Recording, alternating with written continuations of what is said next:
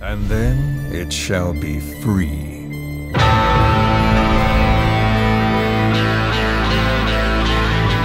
What's up, everybody? It's Young Cure with day 14 of the Metal Gear Solid 5 Countdown Retrospective. Only 2 weeks to go, people. Just 2 more freaking weeks.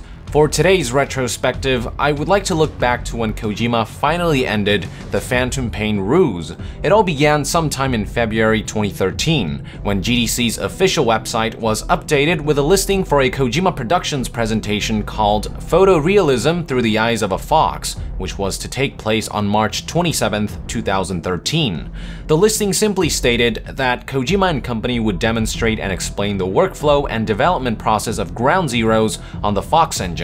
But knowing Kojima, everyone knew that they could expect some kind of surprise. This became even more evident when Kojima began tweeting teaser photos of an upcoming new trailer, particularly this photo that featured a video editing project with the title TPP, which was obviously an acronym for The Phantom Pain, further confirming that the mysterious game unveiled during VGA 2012 was indeed Metal Gear Solid 5, as if the stuff that I talked about in my previous video weren't enough hints. But Kojima didn't stop there. He went one step further and actually hired an actor to act as Joachim Mogren, the CEO of Moby Dick Studio, to be interviewed by Game Trailer's Jeff Keighley. Alright, I'm here with Moby Dick Studios head CEO, Joachim Mogren. Hello, Jeff. Joachim, thank you for joining us. Thanks for having me. It's very good to see you. First of all, I should ask, what happened to your face? Are you okay? Yes, I had a little accident, but I should be good by GDC coming up.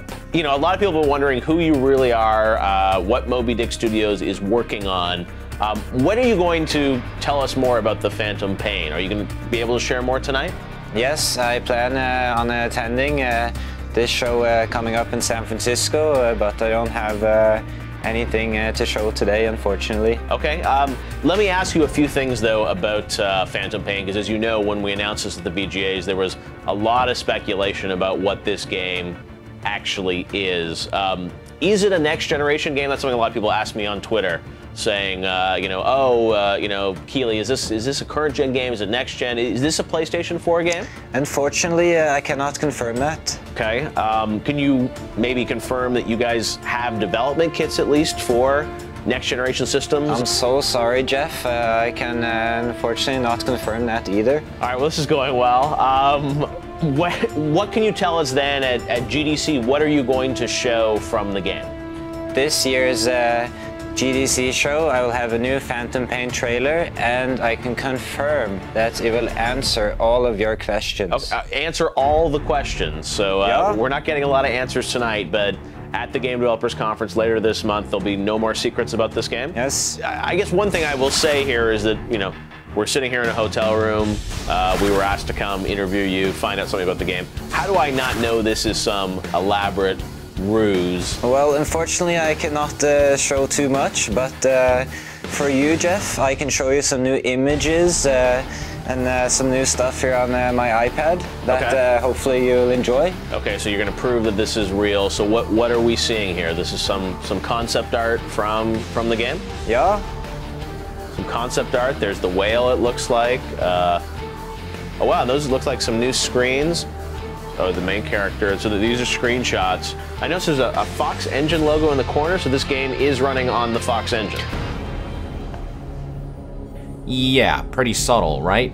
So now with confirmation that Phantom Pain is indeed running on the Fox engine, there was absolutely no doubt in people's minds that this was Metal Gear Solid 5.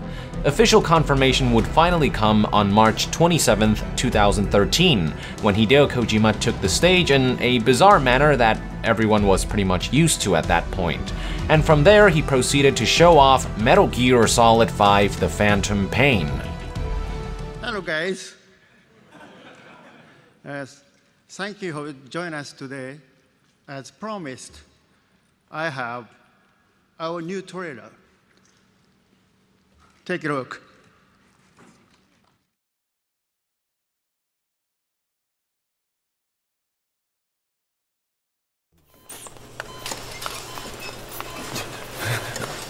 Don't you die on me, damn it! BB's dropping! Intubate, now! Cardiac arrest, he's in VFib!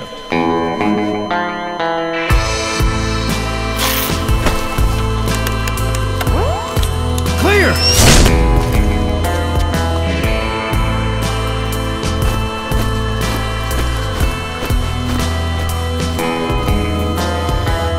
No response, hit him again! Not your kind of people. Clear! You seem kind of phony. Everything's a lie. How's he doing? We are Well, he's stabilized, but it took too long.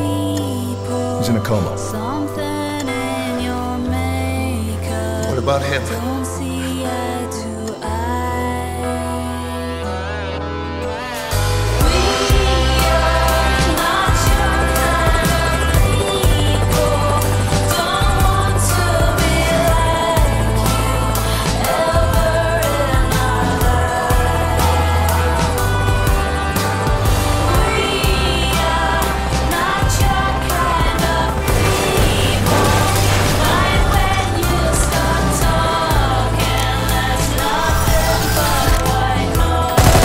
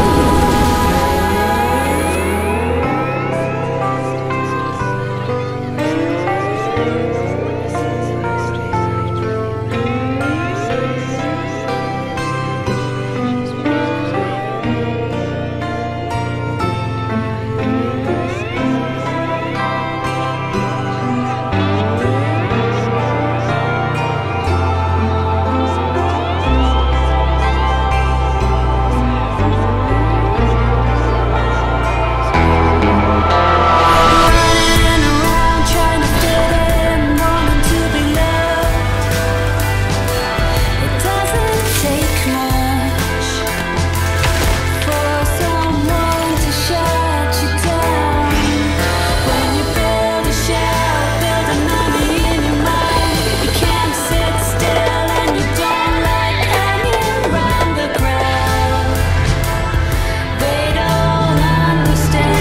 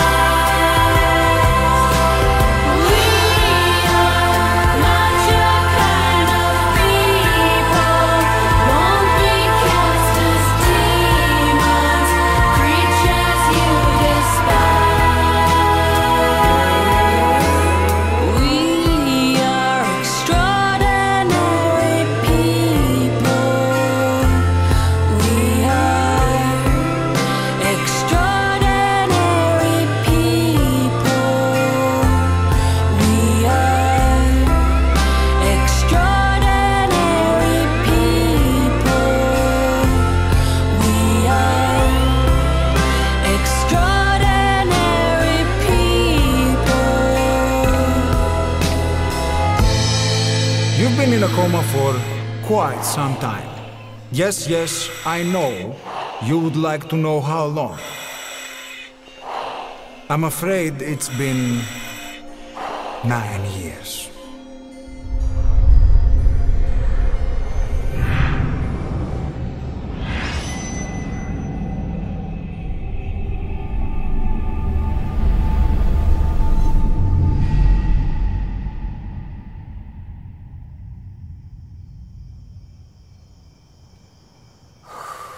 You see this? Diamond Docks. Our new home.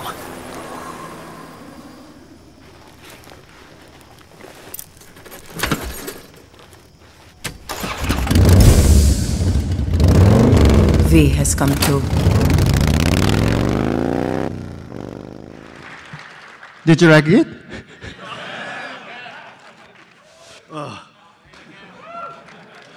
As you've seen in the trailer and probably understand now, the Phantom Pain and Metal Gear Solid Ground Zeroes put together is Metal Gear Solid 5. The trailer itself is all run real time, and since today our session is about the Fox engine, I'd like to show you a little something that's actually moving in the engine. The Phantom Pain is an open world game, but in the beginning as an introduction and a tutorial, it's more of a rail game to understand the controls in the system overall. The tutorial itself is a sequence where Snake wakes up from a coma from 9 years, and is all of a sudden attacked by an unknown enemy, and he has to escape the hospital. So since he's been in a coma for 9 years, Snake has lost a lot of his movement capabilities. So you start off from crawling and then standing up, falling onto things to gather your composure, and that's the rail game that we were showing today. And everything's running on PC right now.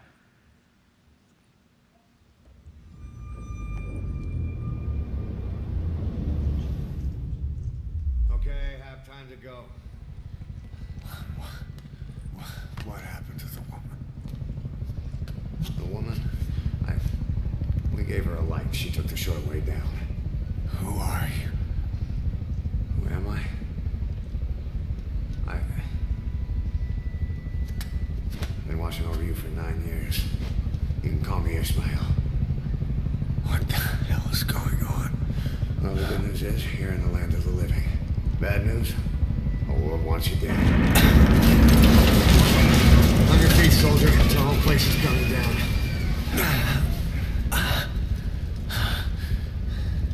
Need a little pick-me-up?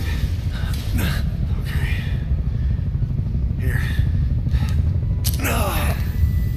Nothing like a little digoxin to get you back in the game.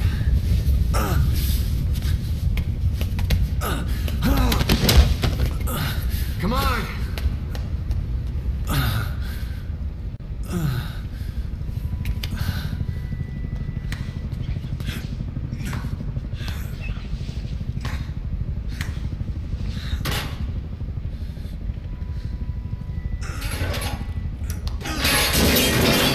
Drug's not working.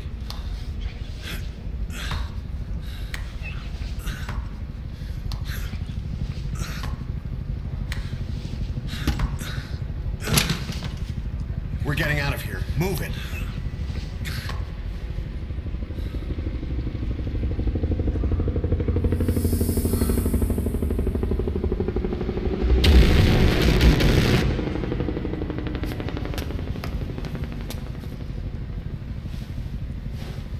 Let's take the stairs.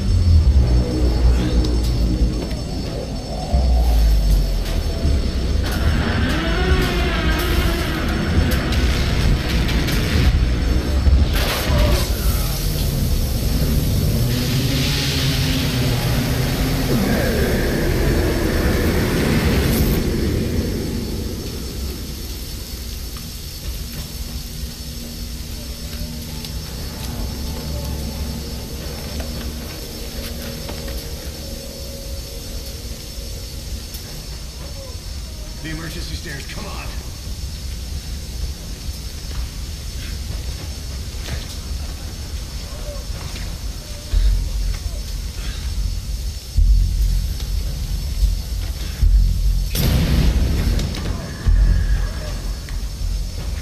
This way, hurry.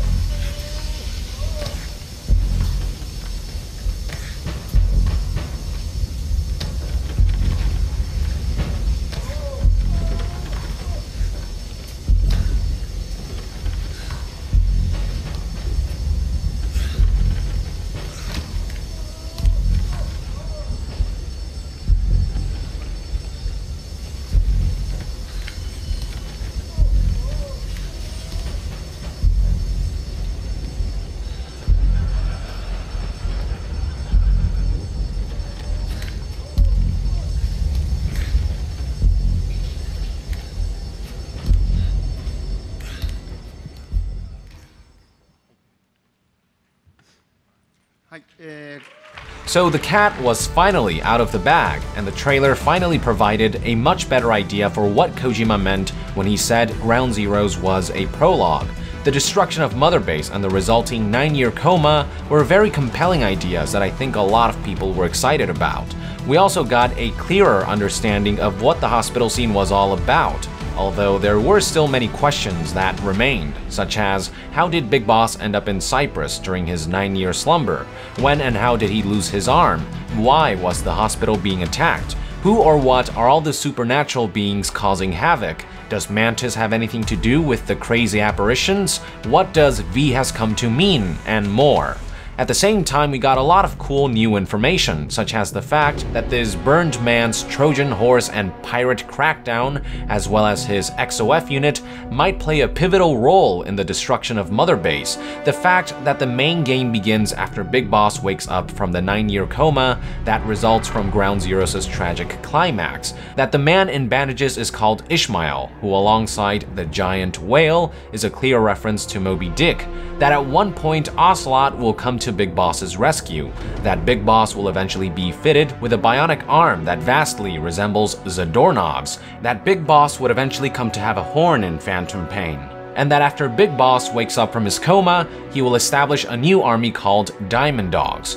It was also very cool to see familiar characters introduced and rendered on the Fox engine for the first time, characters such as Kaz and Ocelot. And that pretty much sums up some key aspects that we learned from the trailer, but the presentation didn't end there. Kojima and company then proceeded by demonstrating the powerful capabilities of the Fox engine. I went ahead and abridged the presentation to only show highlights that showcase interesting new renders that relate to Metal Gear Solid 5. Check it out. Welcome to the session, Photorealism Through the Eyes of a Fox, the core of Metal Gear Solid Ground Zeroes. Now that Metal Gear Solid 5 has officially been announced, our presentation title will be reflected to show that. I will show you an overview of how we go about creating MGS5 using the Fox engine rather than each individual detail. I will be covering how we go about creating assets. Does this picture look familiar? Some of you have probably seen it before. This is an actual photograph of our conference room here at Kojima Productions. On our Kojima Productions website, we've asked visitors which image was an actual photograph and which image was rendered in the Fox engine. Here, the image on the left is the photograph, the one on the right is rendered in Fox. Here again, the left image is a photograph, the right rendered in Fox. Linear workflow will be talked about more in the next talk by Mr. Suzuki. Now I would like to show you the actual Fox engine in action. There it is. So this is the actual Fox engine running in real time.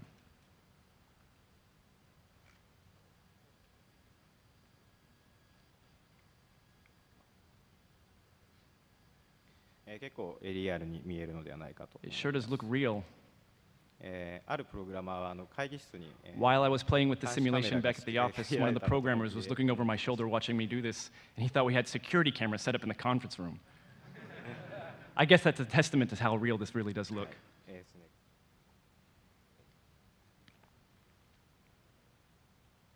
This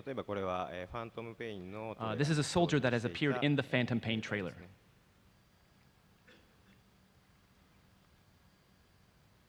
Some kid hanging out in the back.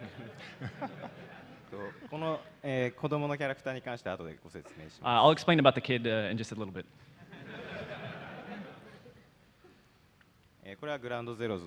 This is a soldier that appeared in the Ground Zeroes trailer. You can see that he looks a bit wet from the rain.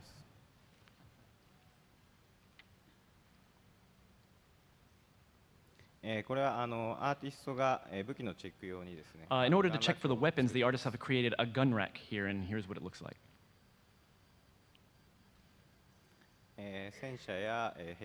The tank and helicopter were also shown in the trailer as well.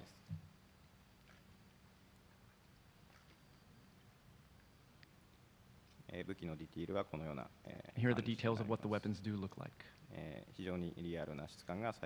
We think it looks pretty real.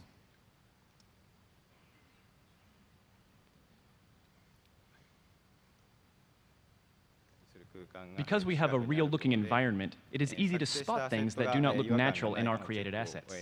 I now want to talk a bit about photorealistic modeling. This character, on the other hand, was created by 3D scanning.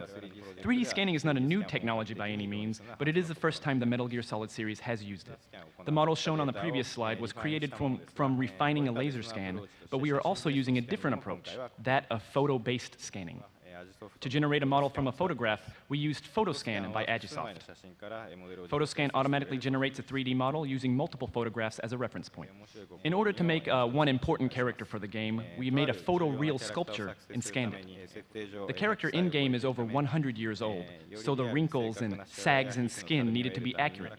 We constructed a clay mold from the actor, and then added special effects makeup to the mold to create the final character. Here is this process in action. Here is the life cast of the model. The model on the right is the original life cast, and the one on the left is the clay press-out. As I said previously, we added special effects makeup to the character and scanned it in, but we also did a scan before adding the makeup as well. Unfortunately, we are unable to show you what the finished character does look like. We can, however, show you the scan of the clay model before the addition of the special effects makeup. And here are some photographs of the model that we used to scan. I want to show you a short clip of this as well. We use Photoscan to create the 3D model and camera data, and then use Soft Image to display it. The blue objects shown around the model are the cameras.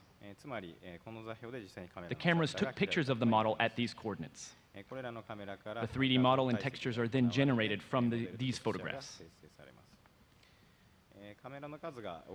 Many cameras were used in this example, but it is completely possible to scan with less. Here is what the model looks like with textures. Since these textures were generated from the photographs taken, they match the model perfectly.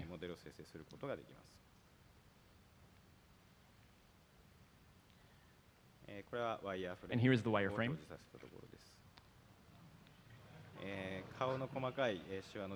You can even see that detailed features like wrinkles in the face are kept faithful to the original model.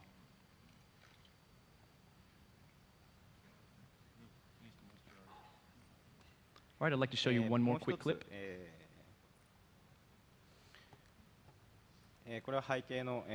This is an example of how an environmental asset is scanned in Photoscan.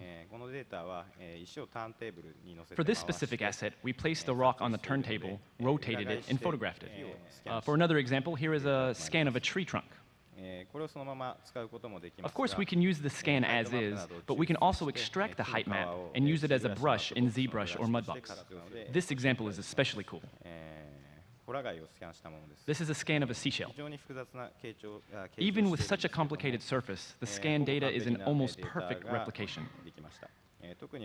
What surprised me the most was that even the very thin parts of the shell were reproduced perfectly.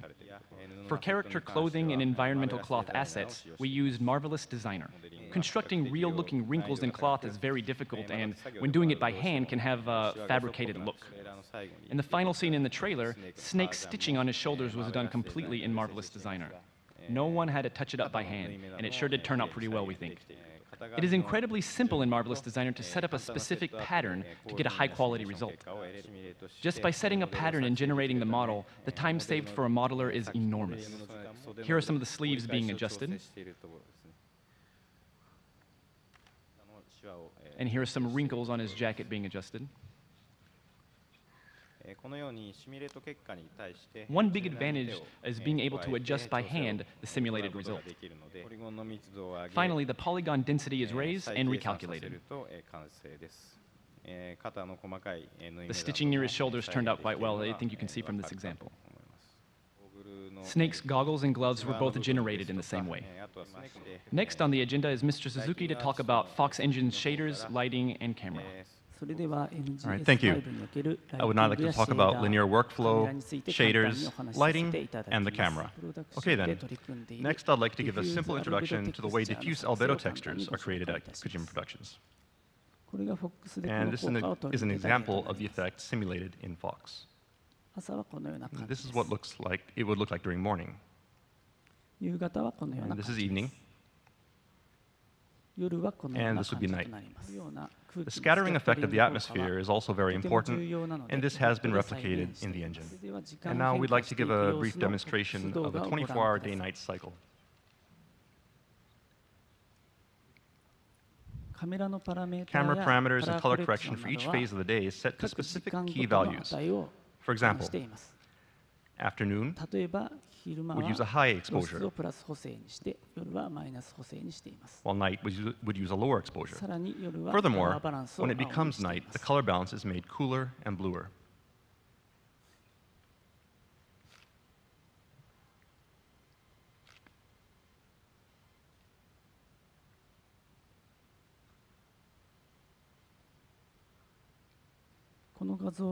These images show, from the top left, depth of field, motion blur, flare, and color correction. When using color correction, we use a 3D lookup table. And now, as you can see here, depending on the where the camera's focus is, the focal length changes. And here is an example of skin using translucency. This is with translucency off, and with it on. Here's an example using hair. This image is with translucency off, and with it on. This image shows eyes drawn with the eye shader off, and with it on. The left image here has anisotropic specular disabled, while the center and right images have anisotropic specular enabled. By changing the roughness value depending on the angle between the view and normal vectors, the specular value is sharper the more parallel the view vector is to the surface.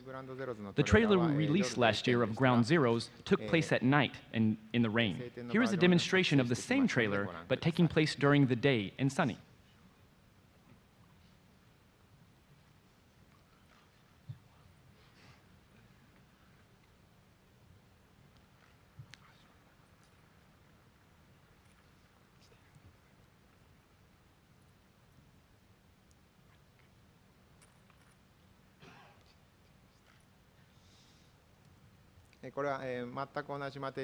All the materials used have not been changed, only the light.